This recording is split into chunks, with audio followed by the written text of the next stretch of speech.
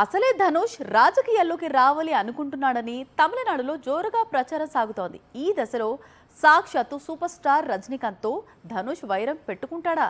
మాజీ మామ అని కాదు, ముందుగా తాను సూపర్ స్టార్కు అతి పెద్ద అభిమాని. అందుకే రజనీకాంత్ కోసం అతిపెద్ద త్యాగానికి సిద్ధమవుతున్నాడు.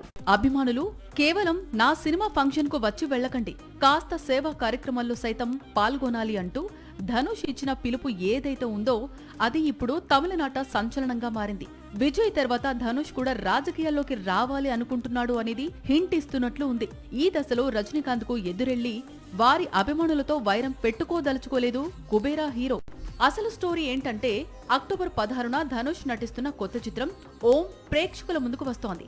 అమరన్ దర్శకుడు రాజ్ కుమార్ పెరియస్వామి తెరకెక్కిస్తున్న కొత్త చిత్రం ఇది. ధనుష్, సాయి పల్లవి, శ్రీలీల, మమ్ముట్టి ఇలా భారీ స్టార్ కాస్ట్ తో తెరకెక్కుతోంది.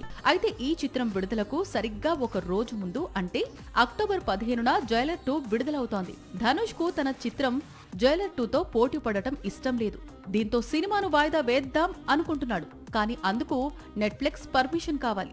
వారికి విడుదల తేదీపై క్లారిటీ ఇచ్చేసి ఇప్పుడు మరో డేట్ కావాలంటే, మళ్లీ రిక్వెస్ట్ పెట్టాలంటే వారు ఒప్పుకుంటేనే సినిమా వాయిదా పడుతుంది. లేదా జైలర్ 2తో ఓం క్లాష్ కాక తప్పదట.